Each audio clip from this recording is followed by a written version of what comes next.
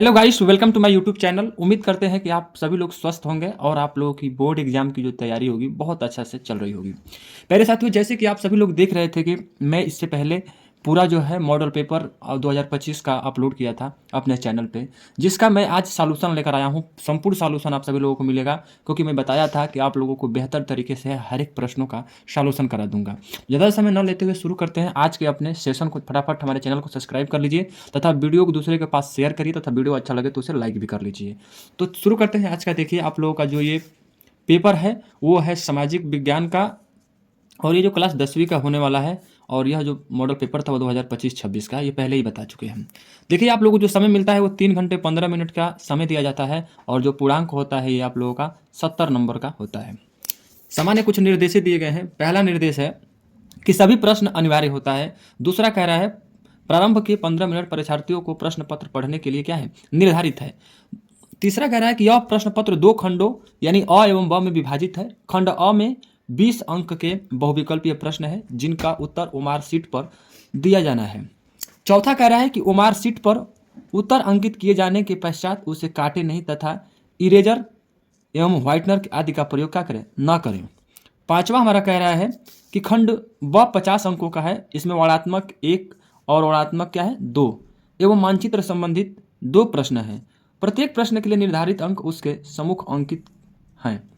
छठवां कह रहा है कि दिए गए मानचित्र को उत्तर पुस्तिका में मजबूती के साथ संलग्न करना आवश्यक है। सातवां कह रहा है कि दृष्टिबाधित परीक्षार्थियों के लिए मानचित्र कार्य के स्थान पर अलग से प्रश्न लिखने को क्या किया गया है, दिया गया है। तो इस तरह से हमारा निर्देश है। अब शुरू करते हैं अपना खंड अ, यानी खंड अ में बहुविकल्पीय प्रश्न आप लोगों से पूछेगा 20 अंक का। प्रत्येक जो अंक होगा वो 1 अंक का होगा। कह रहा है पहला, फ्रांस की क्रांति के परिणाम स्वरूप पहला है स्टेट जनरल का नाम बदलकर नेशनल असेंबली कर दिया गया। दूसरा है आंतरिक आयात निर्यात शुल्क समाप्त कर दिया गया। तीसरा है क्षेत्रीय बोलियों को प्रोत्साहन किया गया। और चौथा है फ्रेंच राष्ट्र की साझा भाषा बन गई। इसमें ऑप्शन आपका ए है कि 1 2 3, यानी बी है 2 3 4, और सी है कि 1 2 4, और डी है कि 1 3 4। तो जो इसका सही विकल्प होगा वो विकल्प नंबर सी होगा, यानी कि 1 2 4 जो है इसका सही उत्तर है। दूसरा है कि निम्न में से कौन नेपोलियन संहिता से संबंधित नहीं है। ए है जन पर आधारित विशेषाधिकार समाप्त कर दिए गए। दूसरा है यानी बी है कानून के समक्ष बराबरी और संपत्ति के अधिकार को सुरक्षित बनाया गया। सी है श्रेणी संघों का कारीगरों पर से नियंत्रण हटा दिया गया। डी है फ्रांसीसी नियंत्रण के अधीन क्षेत्रों को नेपोलियन सुधार से मुक्त रखा गया। जो दूसरे का ऑप्शन होगा वो ऑप्शन नंबर हमारा डी सही होगा, यानी कि फ्रांसीसी नियंत्रण के अधीन क्षेत्रों को नेपोलियन सुधार से मुक्त रखा गया। तीसरा है हमारा प्रश्न कह रहा है कि हिंद स्वराज पुस्तक के लेखक हैं। ए बाल गंगाधर तिलक, बी महात्मा गांधी, सी वल्लभ भाई पटेल, और डी है लाला लाजपत राय। जो तीसरा का ऑप्शन होगा हमारा ऑप्शन नंबर बी होगा, यानी महात्मा गांधी। चौथा है कि निम्न में से किसे अंतर्राष्ट्रीय मुद्रा कोष और विश्व बैंक में वीटो का अधिकार प्राप्त है। यानी ए है जापान, बी है भारत, सी है संयुक्त राज्य अमेरिका, और डी है श्रीलंका। जो हमारा 4 का ऑप्शन सही होगा ऑप्शन नंबर सी है, यानी संयुक्त राज्य अमेरिका। पांचवा देखिए, कह रहा है कि कथन 1928 से 1934 के बीच भारत में गेहूं की कीमत 50% तक गिर गई। यानी ये है कारण 1929 में विश्व व्यापी मंदी की लहर चली। यानी कि आपका ए है क सही है या ख गलत है। बी है ख सही है या क गलत है। सी कह रहा है कि क सही है किंतु ख की सही व्याख्या नहीं करता। डी कह रहा है कि क सही है और ख की सही व्याख्या करता है। तो जो 5 का ऑप्शन सही होगा ऑप्शन नंबर हमारा डी सही होगा। उसके बाद से हमारा छठवां जो प्रश्न देखिए, कह रहा है कि बेल्जियम में संस्कृति, शिक्षा और भाषा जैसे मासलों पर नियंत्रण लेने का अधिकार है। किसका है? ए केंद्रीय सरकार को, बी राज्य सरकार को, सी सामुदायिक सरकार को, और डी ए एवं बी दोनों। जो हमारा 6 का ऑप्शन सही होगा वो ऑप्शन नंबर हमारा सी है, यानी कि सामुदायिक सरकार को। चलिए बात करते हैं, अगला प्रश्न जो है हमारा सातवां है अवशिष्ट विषय से क्या तात्पर्य है। ए वे विषय जो राज्य सूची के अंतर्गत है, बी वे विषय जो समीपवर्ती सूची के अंतर्गत है, सी वे विषय जो संघ सूची के अंतर्गत है, और डी वे विषय जो किसी भी सूची के अंतर्गत नहीं है। हमारा जो 7 का ऑप्शन होगा वो ऑप्शन नंबर हमारा डी होगा।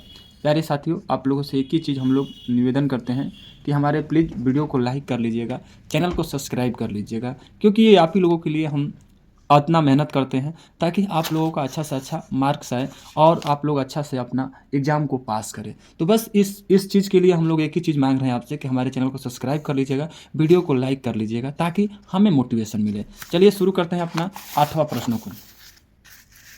8वां जो प्रश्न कह रहा है कि निम्नलिखित कथनों में कौन सा सही नहीं है।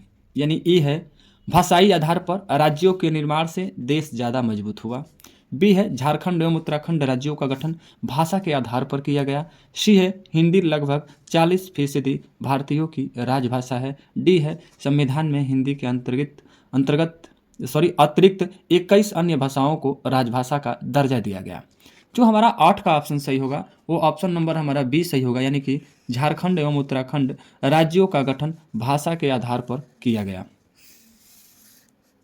उसके बाद से देखिए हमारा प्रश्न संख्या 9 है कि भारत में धर्मनिरपेक्ष शासन व्यवस्था का मॉडल चुना गया, इस संबंध में सही कथन है। यानी ये है किसी भी धर्म को राजकीय धर्म नहीं बनाया गया है। बी कह रहा है कि सभी नागरिकों एवं समुदायों को किसी भी धर्म का पालन करने की स्वतंत्रता है। सी कह रहा है संविधान धर्म के आधार पर किए जाने वाले भेदभाव को अवैधानिक घोषित करता है, और डी कह रहा है उपरोक्त सभी। जो 9 का ऑप्शन होगा वो ऑप्शन नंबर डी होगा, यानी कि उपरोक्त सभी क्या है सही है। 10वां देखिए कह रहा है कि राजनीतिक दलों से संबंधित सुधार संविधान संशोधन किस उद्देश्य से किया गया था। ए दल बदल रोकने के लिए, बी आपराधिक पृष्ठभूमि वाले व्यक्तियों को चुनाव लड़ने पर प्रतिबंध लगाने हेतु, सी कह रहा है कि चुनाव का खर्चा सरकार द्वारा उठाए जाने के लिए, और डी है दलों के संगठित चुनाव करने के लिए। जो हमारा 10 का ऑप्शन सही होगा वो ऑप्शन नंबर हमारा ए है सही, यानी दल बदल रोकने के लिए। 11 कह रहा है प्रश्न संख्या हमारा कि चिपको आंदोलन संबंधित है। ए मृदा संरक्षण से, बी वन संरक्षण से, सी जल संरक्षण से, और डी वायु संरक्षण से। जो 11 का ऑप्शन सही हुआ है ऑप्शन नंबर हमारा बी वन संरक्षण से संबंधित है चिपको आंदोलन। प्रश्न संख्या 12 है लंबे चौड़े क्षेत्र में उगाई जाने वाली कृषि प्रणाली कौन सी है। ए है स्थानांतरित कृषि, बी है रोपण कृषि, सी है बागवानी, और डी है गहन कृषि। जो 12 का ऑप्शन सही है वो है ऑप्शन नंबर बी, यानी रोपण कृषि। 13 देखिए निम्नलिखित में से कौन सी टिप्पणी प्राकृतिक वनस्पति और प्राणी जात के पतन का सही कारण नहीं है। ए कृषि प्रसार, बी बृहत स्तरीय विकास परियोजनाएं, सी पशुचारण और ईंधन लकड़ी की एकत्रित करना, और डी तीव्र औद्योगिक एवं शहरीकरण। जो हमारा 13 का ऑप्शन सही है ऑप्शन नंबर डी सही है, यानी कि तीव्र औद्योगिकीकरण एवं शहरीकरण। 14वां कह रहा है कि निम्नलिखित में से कौन सा राज्य हजीरा विजयपुर जगदीशपुर पाइपलाइन से नहीं जुड़ा है। ए मध्य प्रदेश, बी गुजरात, सी महाराष्ट्र, और डी उत्तर प्रदेश। जो हमारा 14 का ऑप्शन सही है ऑप्शन नंबर सी है, यानी कि महाराष्ट्र। प्रश्न संख्या 15 हमारा कि निम्नलिखित में से कौन सा उद्योग बॉक्साइट को कच्चे माल के रूप में प्रयोग करता है। ए एल्युमिनियम प्रगलन, बी कागज, सी सीमेंट, और डी स्टील। जो हमारा 15 का ऑप्शन है वो ऑप्शन नंबर ए है एल्युमिनियम प्रगलन। 16 कह रहा है कि एक वस्तु अधिकांशतः प्राकृतिक प्रक्रिया से उत्पादन क्षेत्र तक की गतिविधि है। ए प्राथमिक, बी द्वितीयक, सी तृतीयक, और डी सूचना प्रौद्योगिकी। जो हमारा 16 का ऑप्शन सही है ऑप्शन नंबर हमारा ए है प्राथमिक। 17 देखिए कह रहा है कि ऋण के अपैचारिक स्रोतों से सम्मिलित नहीं है। ए बैंक, बी सहकारी समिति, सी नियोक्ता, और डी जमींदार। जो 17 का ऑप्शन सही है वो हमारा ऑप्शन नंबर है डी, यानी कि जमींदार। 18 सामान्यतः किस देश का विकास किसी आधार पर नियंत्रित किया जा सकता है? ए प्रति व्यक्ति आय का, बी औसत साक्षरता स्तर का, और सी लोगों की स्वास्थ्य स्थिति का, और डी उपरोक्त सभी। जो हमारा 18 का ऑप्शन सही है, ऑप्शन नंबर हमारा डी है, उपरोक्त सभी। 19 वैश्वीकरण से ने जीवन स्तर के सुधार में सहायता पहुंचाई है। ए सभी लोगों के, बी विकसित देशों के लोगों के, सी विकासशील देशों के श्रमिकों के, और डी उपरोक्त में से कोई नहीं। हमारा जो 19 का ऑप्शन सही है वो है ऑप्शन नंबर हमारा बी सही है, विकसित देशों के लोगों के। देखिए प्रश्न संख्या हमारा 20वां जो है कि निम्नलिखित में से को सुमेलित कीजिए, यानी सुमेलित करना है। कह रहा है कि ए एक उत्पाद के घटकों का विवरण देना, उसके सामने एक लिखा गया है कि उपभोक्ता कल्याण संगठनों की अंतर्राष्ट्रीय संस्था। बी है एग मार्क, यानी उसके सामने दो लिखा गया है एजेंसी जो वस्तु और सेवाओं के लिए मानक विकसित करती है। सी है उपभोक्ता इंटरनेशनल, इसके सामने लिखा गया है कि तीसरा है अनाजों एवं खाद्य तेल की गुणवत्ता का परिणाम, और डी है भारतीय मानक ब्यूरो, उसके सामने 4 नंबर लिखा गया है सूचना पाने का अधिकार। देखिए उत्तर यदि विकल्प इसमें दिया गया है ए है कि ए को 4 से मिलाया गया है, बी को 3 से मिलाया गया है, सी को 1 से मिलाया गया है, और डी को 2 से मिलाया गया है। बी इसमें है कि ए को 3 से मिलाया गया है, कामा बी को 4 से मिलाया गया है, कामा सी को 1 से मिलाया गया है, कामा डी को 2 से मिलाया गया है। सी इसमें है कि ए को 2 से मिलाया गया है, कामा बी को 3 से मिलाया गया है, सी को 4 से मिलाया गया है, कामा और डी को 1 से मिलाया गया है। और उसमें डी देखिए कि ए को 2 से मिलाया गया है, कामा बी को 3 से मिलाया गया है, कामा सी को 1 से मिलाया गया है, कामा और डी को 4 से मिलाया गया है। तो आप लोग बताइए इसमें से कौन सा विकल्प सही है? तो आपका जो 20वां का विकल्प सही होगा वो आपका ए नंबर सही होगा, यानी कि ए को किससे मिलाया गया है? ए को 4 से मिलाया गया है, यानी आपका ए जो आएगा वो किस पे आएगा? 4 पे आएगा। उसके बाद से बात रहा बी का, तो बी आपका जाएगा 3 पर जाएगा। उसी तरह से आपका जो है सी जो है वो जाएगा आपका 1 पे, और जो बच गया ये डी है वो जाएगा 2 पे। तो इस तरह से इसका क्या है? सही मिलान है। चलिए अब इस तरह से हमारा जो है आज 20 बहुविकल्पीय प्रश्न खत्म हो गया। अब शुरू करते हैं अपना वर्णात्मक 1, यानी कि जो लगभग 80 शब्दों में इसका उत्तर देना होता है। पहला इसमें जो प्रश्न पूछ रहा है कि प्रथम विश्व युद्ध का ब्रिटेन की अर्थव्यवस्था पर पड़ने वाले 2 प्रभावों को लिखिए। आपका जो अंक मिलेगा वो कितना अंक मिलेगा? 4 अंक मिलेगा। अथवा में करके दिया है एक और चीज़ कि 19वीं सदी में मुद्रण संस्कृति के प्रसार का महिलाओं पर पड़ने वाले 2 प्रभावों को लिखिए। यानी यदि आपको ये नहीं आता है तो अथवा यानी इसके दूसरे जो नीचे दिए गए हैं दोनों में से किसी एक का जवाब आपको देना होता है। तो चलिए इसका उत्तर लिखते हैं। देखिए इसका उत्तर इस प्रकार है कि प्रथम विश्व युद्ध का ब्रिटेन की अर्थव्यवस्था पर प्रभाव जो है निम्नलिखित है। पहला है कह रहा है हमारा कि भारी कर्ज और कमजोर वैश्विक स्थिति, यह आपका हेडिंग हो गया। कह रहा है कि युद्ध के खर्चे को पूरा करने के लिए ब्रिटेन को अमेरिका से भारी कर्ज लेना पड़ा, जिससे वह दुनिया का सबसे बड़ा कर्जदार बन गया और युद्ध के बाद अपने वैश्विक आर्थिक प्रभुत्व वाली स्थिति को पुनः प्राप्त करने में क्या हुई? कठिनाई हुई। इसी में दूसरा जो हेडिंग है कि उद्योग में मंदी और बेरोजगारी, यानी कि युद्ध के कारण मांग कामा उत्पादन और रोजगार में वृद्धि हुई, लेकिन युद्ध समाप्त होते ही तेजी से गिरे। यानी कि 1921 तक हर 5 ब्रिटिश कर्मचारियों में से एक बेरोजगार हो गया, जिससे बड़े पैमाने पर आर्थिक संकट आया। तो इस तरह से उसका क्या रहा? जवाब रहा आप लोगों का पहले प्रश्न का। अब देखिए इसमें दूसरा जो प्रश्न है कह रहा है कि केंद्र और राज्य के संबंध में आए बदलाव को स्पष्ट करना है। अथवा में करके इसमें भी दिया गया है आप लोगों को। यदि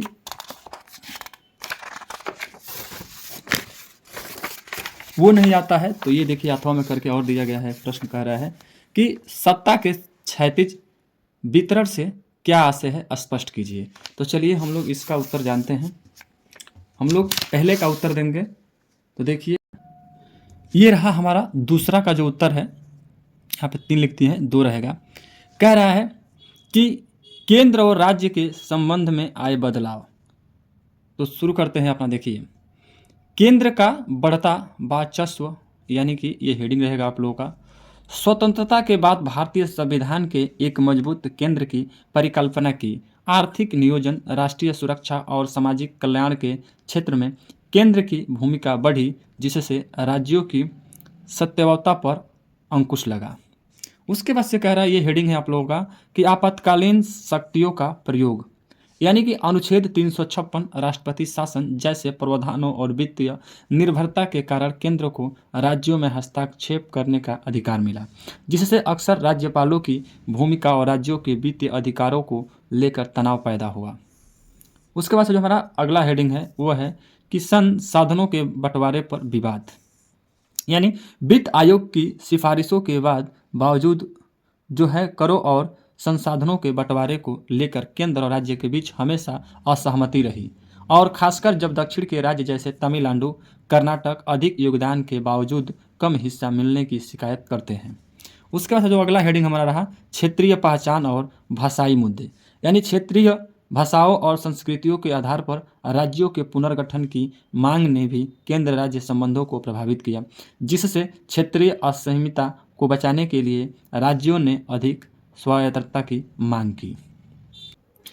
प्रश्न संख्या 3 कह रहा है, देखिए आप लोग, कह रहा है कि खनिज के संचारण हेतु किन किन प्रयासों की आवश्यकता है और क्यों है। ये आपका 4 नंबर का है, यानी अथवा करके दिया है कि दिन प्रतिदिन कृषि भूमि कम हो रही है, क्या आप इसके परिणामों की कल्पना कर सकते हैं? आज की दृष्टि से इसका कृषि पर क्या प्रभाव पड़ेगा? तो देखिए हम लोग जो उत्तर लिख रहे हैं इसका 3 का, यानी अथवा वाला नहीं लिखकर हम लोग पहले का लिख रहे हैं, खनिज संचारण हेतु किन किन प्रयासों की आवश्यकता है और क्यों। तो देखिए इसका उत्तर जो है इस प्रकार से हम लोग लिखेंगे कि इसका उत्तर इस तरह से है। पहला जो है कारण है, कह रहा है कि खनिजों का संचारण आवश्यक है क्योंकि ये सीमित मात्रा में उपलब्ध होते हैं और इनके निर्माण की जो प्रक्रिया धीमी होती है, जिससे ये अनवीकरणीय संसाधन बन जाते हैं। भविष्य की पीढ़ियों के लिए इतना संसाधनों को सुरक्षित रखने और सतत विकास के लिए इनका संरक्षण जो है महत्वपूर्ण है। दूसरा है प्रयास, कह रहा है कि योजनाबद्ध उपयोग, खनिज का उपयोग योजनाबद्ध है और टिकाऊ तरीके से किया जाना चाहिए। पुनर्चक्रण, धातुओं को पुनर्चक्रण करके स्क्रैप धातुओं का उपयोग किया जाना चाहिए। विकल्पों का उपयोग है, यानी कि खनिजों के विकल्पों का उपयोग करने पर विचार करना चाहिए। उन्नत तकनीकें, कम लागत पर निम्न श्रेणी के अयस्कों का उपयोग करने के लिए उन्नत प्रौद्योगिकियों को विकसित करना चाहिए। यानी कि कुल तरह से देखा जाए तो खनिज का संसारण इसलिए आवश्यक है क्योंकि ये सीमित और क्या है, अनवीकरणीय संसाधन है। संचारण के प्रयास में पुनर्चक्रणीय विकल्पों का उपयोग और योजनाबद्ध उपयोग जो है शामिल है। आप चाहें तो शॉर्ट में इसका क्या लिख सकते हैं, उत्तर जो है खूब आसानी से दे सकते हैं। यानी कि यदि शॉर्ट में लिखना होगा तो आप लोग इसका उत्तर आसानी से दे सकते हैं। अब देखिए हमारा जो है प्रश्न संख्या 4 कह रहा है कि विदेशी व्यापार विभिन्न देशों के बाजारों के एकीकरण में सहायक रहा है, इस कथन को स्पष्ट करें। इसमें अथवा भी आप लोगों को लिखा है कि आपके विचार से एक उपभोक्ता को जागरूक होना क्यों आवश्यक है, किन्हीं 2 उदाहरणों को क्या करना है, स्पष्ट कीजिए। आप लोगों को 4 नंबर मिलेगा। तो देखिए शुरू करते हैं इसका जो है उत्तर को। तो उत्तर इसका इस प्रकार लिखेंगे, 4 को अथवा वाले का लिखते हैं हम लोग। यानी कि देखिए इसका उत्तर इस प्रकार है, यहाँ पे है कि विदेशी व्यापार विभिन्न देशों के बाजारों के एकीकरण में सहायक रहा है, इस कथन को स्पष्ट करें। तो उत्तर है इसका, विदेशी व्यापार विभिन्न देशों के बाजारों को एकीकृत करता है। यानी यह कथन सत्य है क्योंकि विदेशी व्यापार घरेलू उत्पादकों को अपने उत्पादों को घरेलू बाजारों से परे बेचने का अवसर प्रदान करता है।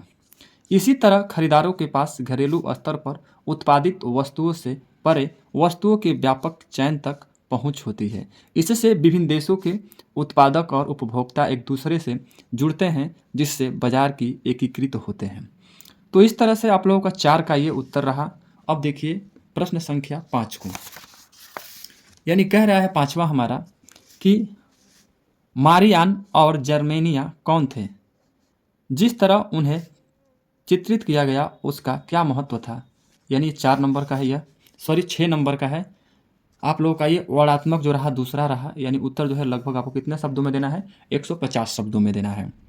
अथवा भी इसमें पूछता है, तो अथवा ये रहा कि असहयोग कार्यक्रम को कब और किस अधिवेशन में स्वीकृति मिली, गांधी जी ने असहयोग आंदोलन को वापस लेने का फैसला क्यों लिया।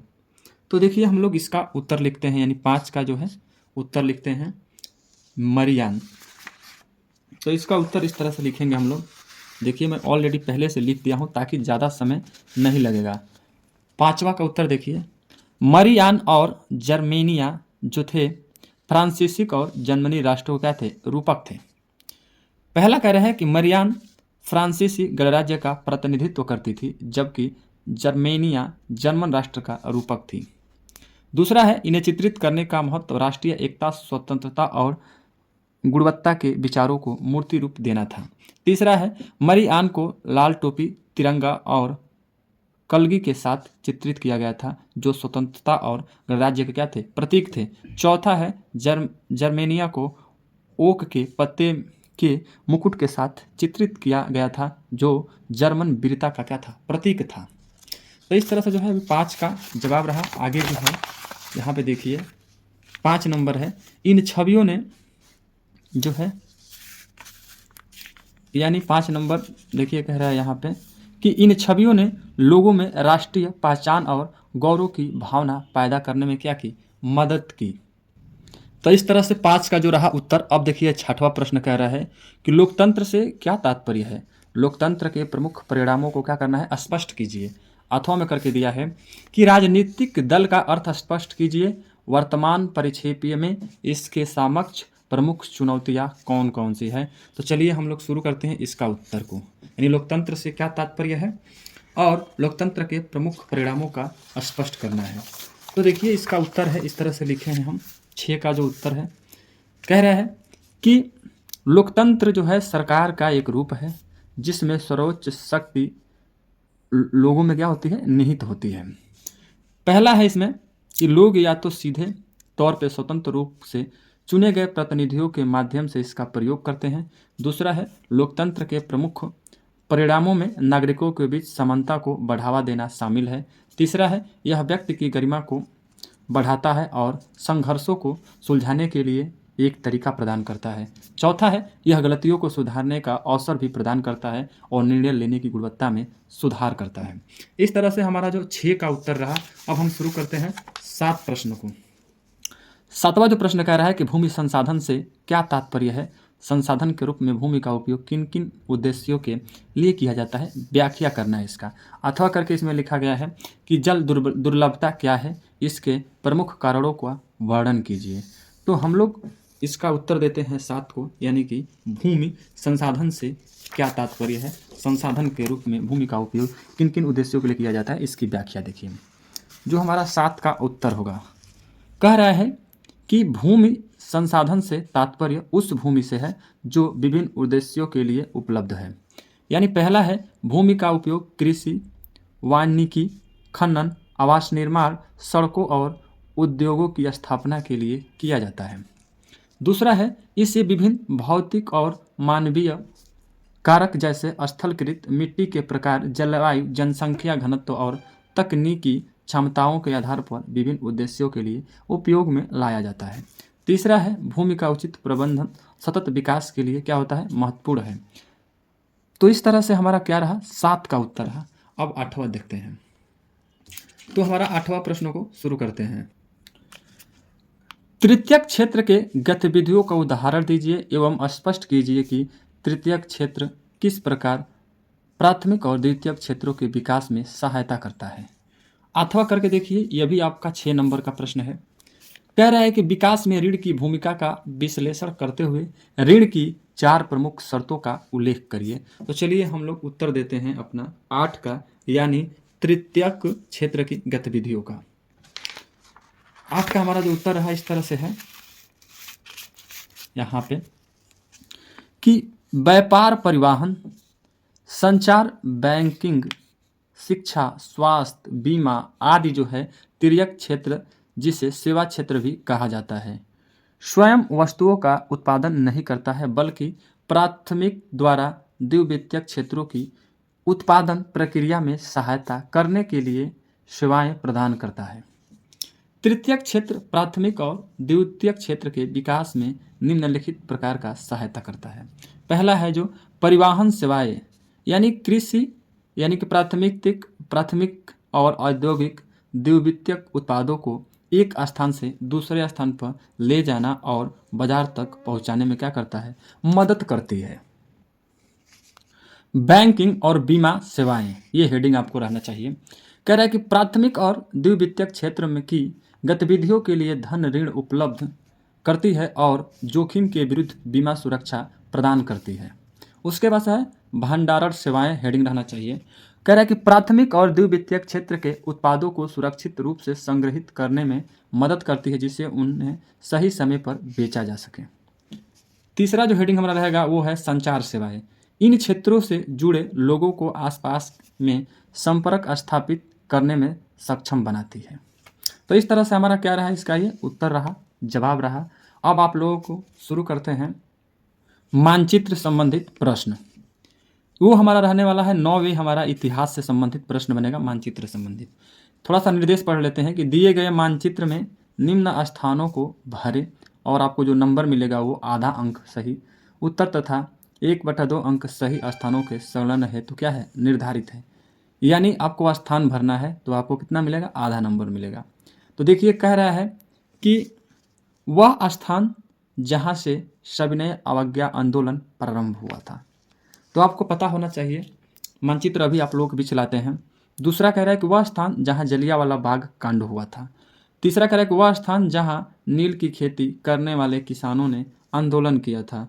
और चौथा कह रहा है कि वह स्थान जहां असहयोग आंदोलन प्रारंभ हुआ था। और पांचवा कह रहा है वह स्थान जहां दिसंबर 1920 में कांग्रेस का अधिवेशन हुआ था। तो आप लोगों को मानचित्र में देता है, आप लोगों को जब जाएंगे पेपर देने तो आप सभी लोगों को मानचित्र मिलेगा और मानचित्र में इस तरह से आपको भरना होगा। तो देखिए इस तरह से आप लोगों को मानचित्र मिलेगा और मानचित्र में आप लोगों को भरना पड़ेगा। तो सबसे पहले इस तरह से मानचित्र रहेगा। मानचित्र में कैसे भरेंगे आप लोगों को दिखाते हैं। तो पहला जो प्रश्न रहा है कि वह स्थान जहां से सविनय अवज्ञा आंदोलन प्रारंभ हुआ था, तो आप लोगों को याद रहना चाहिए कि वो डंडी में पड़ता है। और डंडी हमारा कहाँ पड़ता है, डांडी हमारा पड़ता है गुजरात में। तो गुजरात जो है देखिए मानचित्र में यहाँ पे है, तो मानचित्र में यहाँ पे लिखना पड़ेगा आप लोगों को क्या, गुजरात। दूसरा आप लोगों का प्रश्न था कि वह स्थान जहाँ जलियांवाला जो है बाग कांड हुआ था, तो ये जलियांवाला बाग जो कांड हुआ था वो कहाँ हुआ था हम लोगों का, तो जलियांवाला जो कांड हुआ था हम लोगों का हुआ था आप लोगों का अमृतसर यानी पंजाब में। और जो हमारा पंजाब है, पंजाब यहाँ पे पड़ता है, इसलिए मानचित्र में ऐसे ही लिखना पड़ेगा, आप लोगों को दर्शाना पड़ेगा कि पंजाब यहाँ पे है। उसके बाद से तीसरा जो प्रश्न था वह स्थान जहाँ नील की खेती करने वाले किसानों ने आंदोलन किया था, तो वो चंपारण कहाँ किए थे, बिहार में किए थे। और बिहार आप लोगों का यहाँ पे है, तो मानचित्र में ऐसे दर्शाना पड़ेगा। उसके बाद से जो हमारा कह रहा है चौथा कि वह स्थान जहाँ असहयोग आंदोलन प्रारंभ हुआ था, यानी असहयोग आंदोलन कोलकाता पश्चिम बंगाल में हुआ था, तो आपका पश्चिम बंगाल मानचित्र में यहाँ पे पड़ता है। उसके बाद हमारा पांचवा प्रश्न कह रहा है कि वह स्थान जहां दिसंबर 1920 में कांग्रेस का अधिवेशन हुआ था, तो ये हमारा कांग्रेस का अधिवेशन जो हुआ था वो नागपुर महाराष्ट्र में हुआ था। तो ये यहाँ पे मैप में ये यहाँ पे मैप में इस तरह से होगा, यानी कि नागपुर महाराष्ट्र।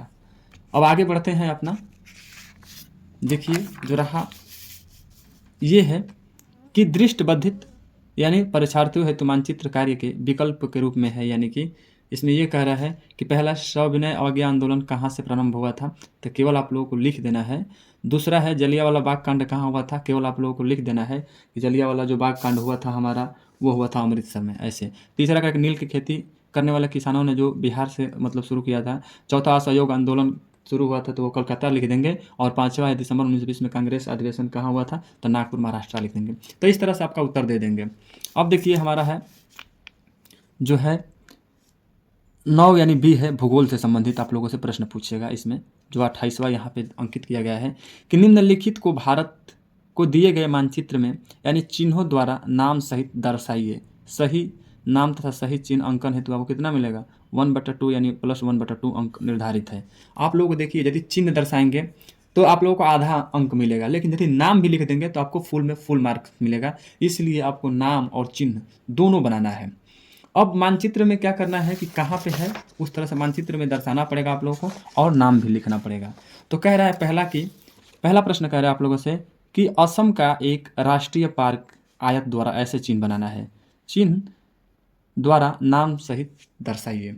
यानी कि देखिए आप लोगों को क्या करना है कि असम का, तो असम का जो है राष्ट्रीय पार्क कहाँ पड़ता है हमारा, तो वो काजीरंगा का राष्ट्रीय उद्यान है उसका नाम।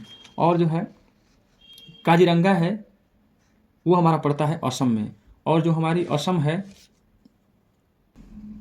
तो इस तरह से देखिए आप लोगों को मानचित्र में दिखा दे। अब करते हैं, ये देखिए प्रश्न जो रहा है, कह रहा है कि केवल दृष्टिबाधित परीक्षार्थियों के लिए मानचित्र कार्य के विकल्प के रूप में है। पहला कह रहा है कि असम के एक राष्ट्रीय पार्क का नाम लिखिए, तो ऑलरेडी पहले से लिख दिए हैं, जो होगा उत्तर ब्लॉक काजीरंगा राष्ट्रीय पार्क लिख देंगे। दूसरा है भारत के पश्चिमी तट पर स्थित एक पतन का नाम लिखिए, तो मुंबई पतन लिख देंगे। तीसरा कह रहा है उत्तर भारत में स्थित एक परमाणु ऊर्जा केंद्र का नाम लिखिए, तो नरोरा परमाणु ऊर्जा केंद्र। इस तरह से उत्तर हो जाएगा। चौथा कह रहा है कि दक्षिण भारत की एक नदी का नाम लिखिए, तो उत्तर होगा केवल कावेरी नदी। पांचवा कह रहा है उत्तर भारत में स्थित चावल उत्पादक क्षेत्र का नाम लिखिए, तो गंगा सतलुज का मैदान। प्यारे साथियों, इस तरह से आप सभी लोगों के बीच जो है सारे सामाजिक विज्ञान के प्रश्नों को सॉल्व कराया गया। उम्मीद करते हैं कि आप सभी लोगों को एक एक प्रश्नों का जवाब मिला होगा। तो प्लीज़ आप लोग यदि वीडियो मेरा अच्छा लगा हो तो आप लोग मेरे वीडियो को लाइक करिए, दूसरे के पास शेयर करिए, चैनल को सब्सक्राइब कर लीजिए। आपके सब्सक्राइब करने से कुछ नहीं जाएगा, लेकिन आपके सब्सक्राइब और लाइक से हमें मोटिवेशन मिलेगा, हम मोटिवेट होंगे ऐसे वीडियो बनाने के लिए। तो प्लीज़ आप लोग मेरे चैनल को सब्सक्राइब कर लीजिएगा। ये आखिरी बार आप लोगों से उम्मीद लगाकर मैं कह रहा हूँ। और ऐसे ही वीडियो आप लोगों के पास आएगा बोर्ड एग्जाम के लिए। तो आप लोग बस धैर्य धारण करके तैयारी करिए, अच्छा से अच्छा मार्क्स लाइए, और उम्मीद करते हैं कि आप सभी लोग अच्छे से अच्छे अंक से पास होंगे, क्योंकि जो लोग मेहनत करेगा उन लोग सफल होंगे। चलिए, तब तक के लिए धन्यवाद। और सारे जो पेपर्स हैं, अभी आप लोगों का विज्ञान है, हिंदी है, संस्कृत है, मैथ है, इंग्लिश है, चित्रकला है और मानव विज्ञान है, ये सारे चीज़ का पेपर मैं बना कर रख दिया हूँ, बहुत जल्द आप लोगों के सामने देखने को मिलेगा। तो चलिए, जय हिंद, जय भारत आप सभी लोगों के लिए।